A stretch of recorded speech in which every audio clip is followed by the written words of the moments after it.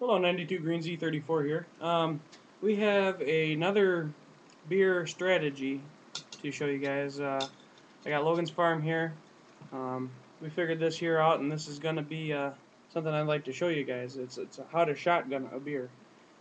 And this makes it so you can drink cheap beer as it's intended to be drank. You know, most people like to savor their beer, but cheap beer is intended to be drank like a shot right now, Wait, could our next segment be Extreme Beer Bong?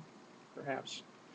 But all the same, what we're gonna do is show you how to drink this. And when you drink it like this, you get the whole beer down minus a few sips. I mean, not even.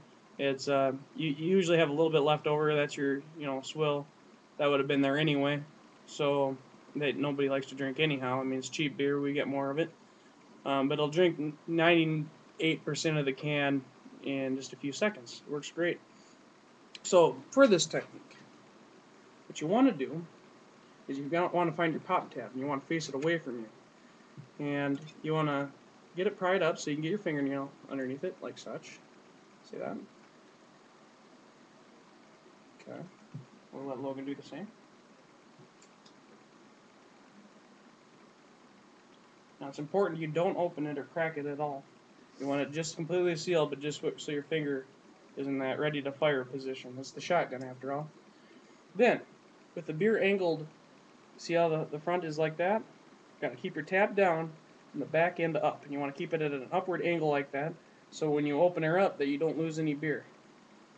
So then you want to take a knife. I actually like a scissors. I don't know where my scissors went. Here's a fun fact. I had this video completely uploaded, and it was about a 7-minute tutorial. It was just me by myself, and I drank about 7 beers in a row. And by the time I was actually done uploading it, I actually had it with the scissors. It was a great video. By the time I was finished uploading it and ready, I said, "Have a good day." Well, in the middle of the video, I was demonstrating to you how you don't want that little swill to escape out the hole in the bottom, which is what I'm going to explain right now. When you're done drinking, there is some swill that's in the very bottom of the can, and you do not want that to escape when you tip it down at your feet, because it will dribble out. Now, I have a hole about yay big. That's why the knife or the scissors works good. You stick it down in there and it wedges right as you turn it, so that way it's a perfect circle. I'll let Logan do the same. Insert finger.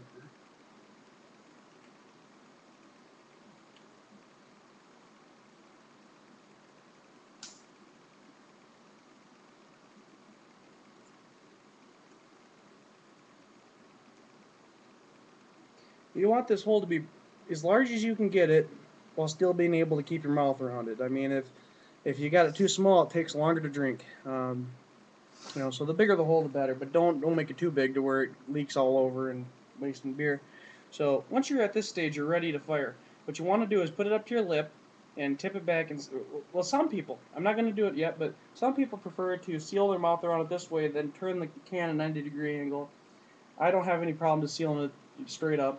What you want to do is touch your lip to the bottom of the can, tip the can and your head back, and as soon as you feel the liquid touch your mouth, open the tab up top and drink as fast as you can.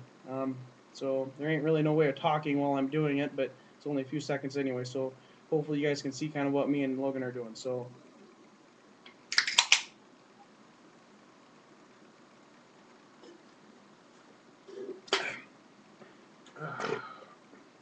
empty can of beer.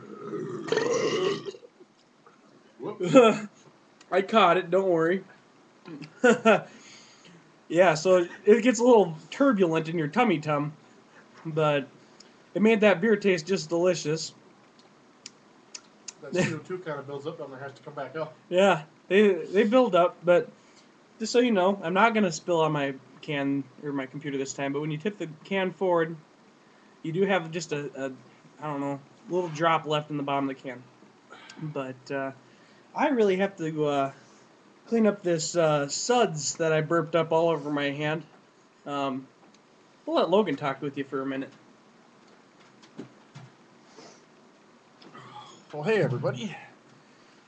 This is how you turn a beer that you don't want to sip on forever, low quality beer, and you make a good night out of it.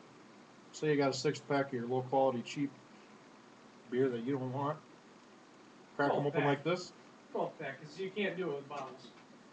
This is true. He has a point there. You want a 12-pack cans. Your crappy, on sale, nobody wants beer. Beer 30. Yeah, I could do this with beer 30 then. Beer 30. You just excellent beer to do this with. Shotgun them every couple minutes and you'll have a good night, guaranteed at least. Yeah, I mean, I'm ready for another one already, and this is already the second one in like 15 minutes, so I'm ready for another one. But, you know, that's really what we had to show you. I hope it was a useful tool. You don't want to do this with your expensive name brand beer. For me, I like Guinness, but for the other people who really like their Bud Light or something, I mean, you're paying for that beer. You might as well savor it. But if you're buying throwaway beer, basically. Yeah, if you're buying throwaway beer, granted, premium is probably the best tasting non-throwaway beer, or best tasting throwaway beer, I should say like that. It is a throwaway beer, but it's not terrible. But for like those of you who really like your Bud Light, I wouldn't suggest this. What I would suggest instead is to get Milwaukee's Best Light, and then do the same sequence what we just showed you. Imagine that it's Bud Light, and then chase it down with an actual Bud Light. That's just an example. Like I don't know really what you guys are into, but I know that this is definitely a good way to do it. I haven't tried it yet, but I'm thinking about trying a tall boy. You know, a big can, a big rig can. Enchilada. Yeah, it's something larger. I'm thinking about trying a larger can. See how it turns out. I know that drinking this one really fast isn't too bad, so we'll see what a bigger can is like. But for today, that's all I really got as of right now. So, as always, guys, have a good day.